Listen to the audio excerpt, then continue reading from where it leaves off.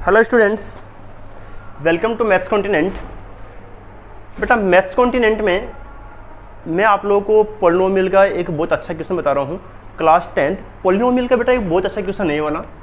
ये आपकी बुक का exercise number 3 miscellaneous exercise 15 number का क्वेश्चन है बेटा। ये देखो, ये क्वेश्चन CBSE में ज़्यादा आता है। अगर आप RBSE में हो तो RBSE में बुक में आपको दे रखा है बेटा ये वाला क्वेश्चन। तो ये क्वेश्चन बहुत इंपॉर्टेंट है। समझिए बेटा कि अपने पास में इतना टाइम बचा नहीं है एग्जाम का, एग्जाम बहुत नज़दीक आ गई आप लोगों की, कि अपन बुक के सारे क्वेश्चंस का मैं वीडियो बनाऊँ आप लोगों के लिए। तो जो मेरे हिसाब से वेरी मोस्ट है, एग्जाम में आ सकते हैं, टफ है, आप लोगों को नहीं समझ में आ रहे, उनका वीडियो बना रहा हूँ बेटा मैं। तो बहुत अच्छा, बहुत इंपॉर्टेंट क्वेश्चन है। समझेंगे पहले अपन क्वेश्चन को। If alpha and beta are the zeros of the polynomial fx equal to x square minus का px प्लस का q, then find the value of alpha square plus beta square. समझिए बेटा, मैं लिख रहा हूं सॉल्यूशन।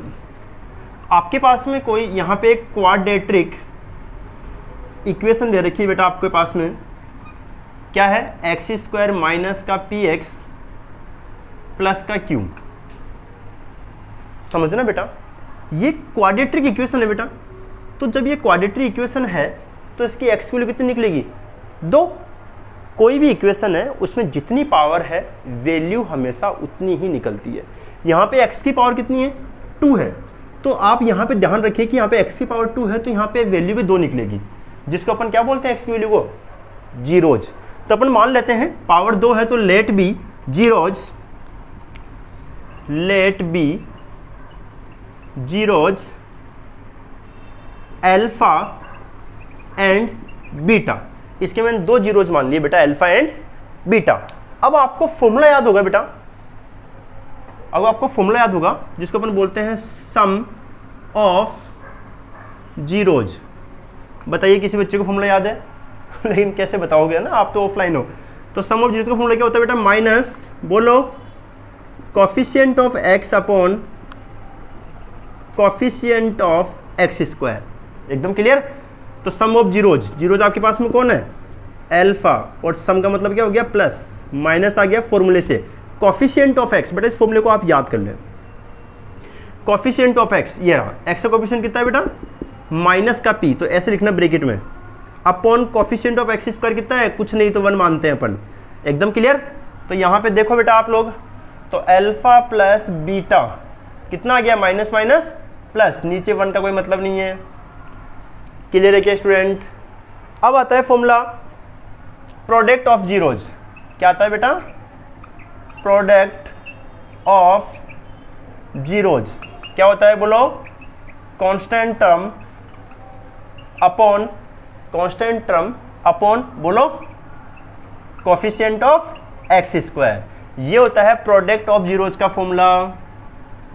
याद कर लो इसको भी आप बेटा। प्रोडक्ट का मतलब क्या होता है, मल्टीप्लाई। तो पहला जीरोज आपके पास में अल्फा है, दूसरा कौन है, बीटा। इन दोनों का मैंने प्रोडक्ट किया, इक्वल टू कांस्टेंट टर्म जिसमें x नहीं आता है।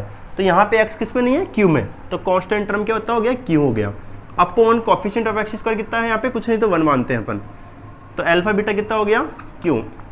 Equation number 2। एकदम क्लियर है।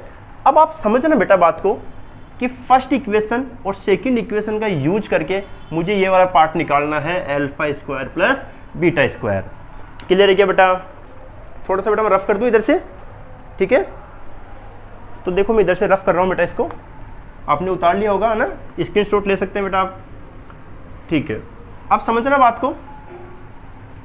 देखो इसके बाद आप नीचे लिखना, ये यहाँ तक कर लिया आपने, इसके बाद नीचे लिखना वी नो दैट,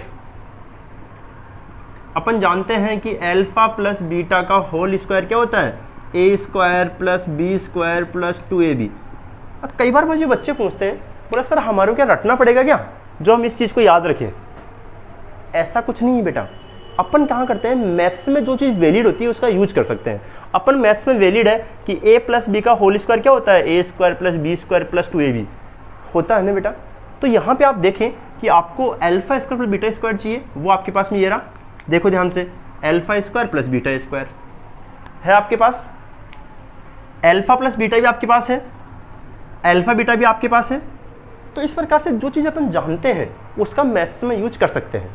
तो यहाँ पे क्या करोगे, put the value equation first and second. तो अल्फा प्लस बीटा की वैल्यू कितनी है आपके पास में, पी, तो यहाँ रखो, तो पी का स्क्वायर, इसको ऐसे लिख सकते हो पी स्क्वायर।